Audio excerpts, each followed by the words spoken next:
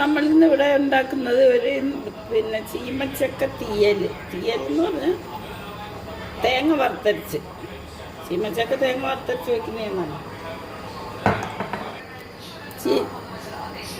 ചീമച്ചക്ക തീയൽ ഇതാ, അതിലേക്ക് കുറച്ച് തേങ്ങ വറവിടുക. അത് കൊപ്പറയാട്ടാ, അതുകൊണ്ട് അത് വേഗം മൂക്കും.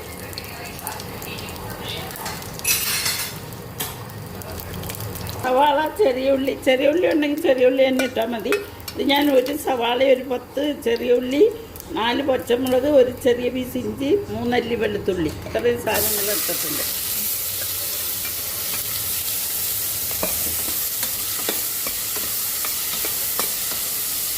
അത് ശരിക്കും വഴന്ന് വരട്ടെ.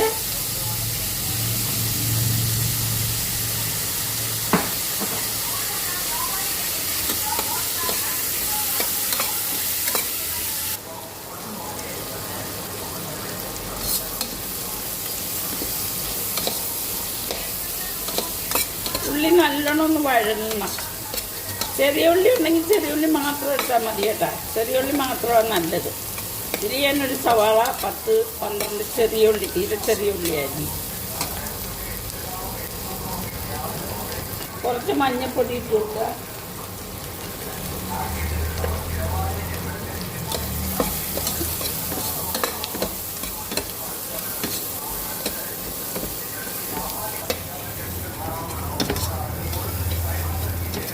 ഇനി നമ്മൾ ഈ 2 തക്കാളിയാണ് ഇടുന്നത്.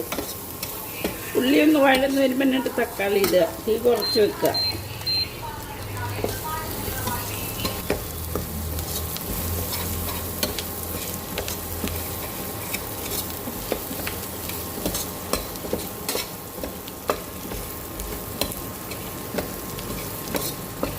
ഉള്ളി ഒന്ന് നല്ലോണം വഴന്ന കേട്ടോ.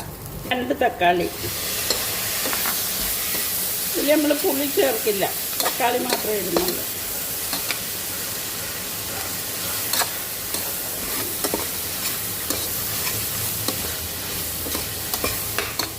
പിന്നെ ഓയിലൊക്കെ വേണം കേട്ടോ. ഇനി ഇതിലോട്ട് 1 ടേബിൾ സ്പൂൺ, 1.5 ടേബിൾ സ്പൂൺ മല്ലിപ്പൊടി, മുളക് പൊടി കുറച്ചേ ചേർക്കും. ടീസ്പൂണല്ലേ, ടേബിൾ സ്പൂണാണ്.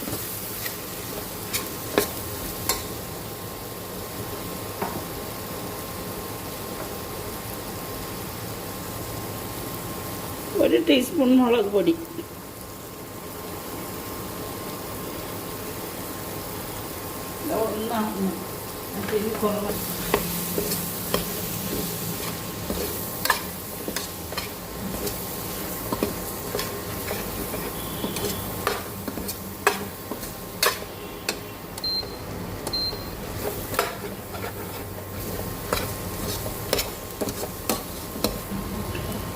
കുറച്ച് പെരുംജീരകത്തിൻ്റെ പൊടി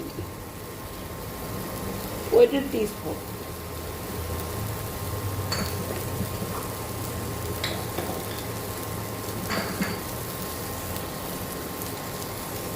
കുറച്ച് ഒരു 1/2 ടീസ്പൂണേ ഉള്ളു കുരുമുളക് പൊടി ഇട്ട്. നമുക്ക് വേണമെങ്കിൽ 1 ടീസ്പൂൺ ചേർക്കാം. മുളക് ഒരുപാട് വേണ്ട.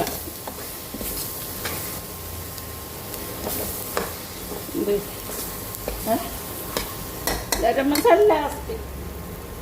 ഇതിലേക്ക് നമ്മൾ ചീമച്ചക്ക ഇട്ട് കൊടുക്കും.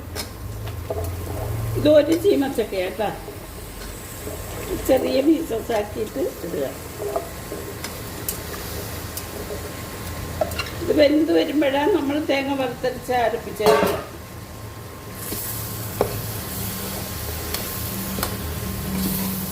തേങ്ങാപ്പാൽ കറിയും ഉണ്ടാക്കാൻ പറ്റും.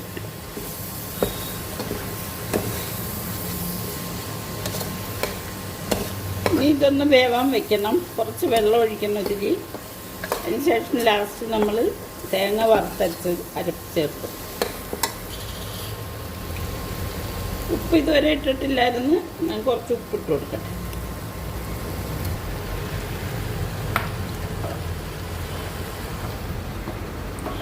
ഇത് വേവാൻ കുറച്ച് വെള്ളം ഒഴിക്കുക. ചൂട് വെള്ളമായിട്ടാ.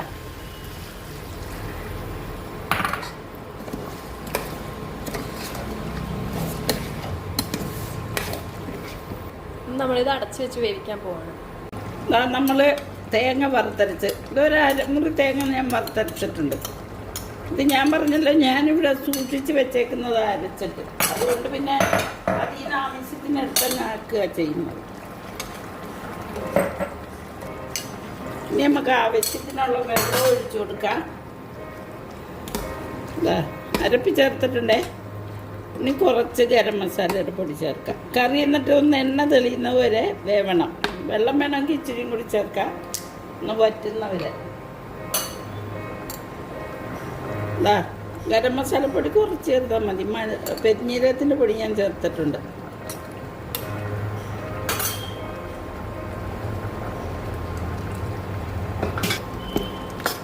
കുറച്ച് വെള്ളം കൂടി വേണം. ഇച്ചിരിയും കൂടി വെച്ചിട്ടൊന്ന് ചക്ക വെന്തിട്ടില്ല. വെയിറ്റിട്ട് വേവിക്കണ്ട കേട്ടാ. വെയിറ്റിട്ട് വേവിച്ചാൽ വെന്ത് അറിഞ്ഞു പോകും.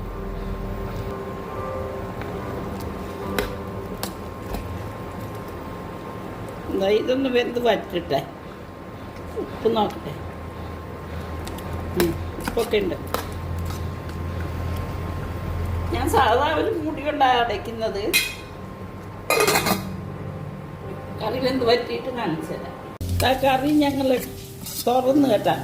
ഇത് വേവാത്ത സൈസ് ഒരു ചക്കയായിരുന്നു. അതുകൊണ്ട് ഞാൻ ഒരു വിസിൽ വരുന്നവരെ ഇതിൻ്റെ മൂടി വെച്ച് അടച്ച് കുക്കറിൻ്റെ ഒറ്റ വിസിലേ വരാവൂ കേട്ടോ. അന്നേരം തന്നെ ഓഫാക്കണം. ഇത് നല്ല ടേസ്റ്റായി. കറി നിങ്ങളൊന്ന് ഉണ്ടാക്കി നോക്കുക. ഇത് തേങ്ങാപ്പാൽ ഒഴിച്ച് വെക്കാം. ഇതേപോലെ തന്നെ കൂട്ടൊക്കെ ഉണ്ടാക്കിയിട്ട് തേങ്ങാപ്പാൽ ഒഴിച്ച് വെക്കാൻ പറ്റും. ഇത് പുഴുങ്ങുകയും ചെയ്യാമല്ലോ. എല്ലാവർക്കും അറിയാമല്ലോ പുഴുങ്ങല്ലേ. ഞാൻ പുഴുങ്ങുന്ന സമയത്ത് കാണിച്ചു തരാം. ശരി, ഇത് നല്ല ടേസ്റ്റൊക്കെ ഉണ്ട്. അപ്പോൾ അധികം ഒന്ന് ഉപ്പ് നോക്കിയിട്ട് പറഞ്ഞു. നല്ല ഉപ്പുണ്ട്, നല്ല ടേസ്റ്റ് ആയിട്ടുണ്ട്. അപ്പോൾ thanks for watching. Please subscribe. By.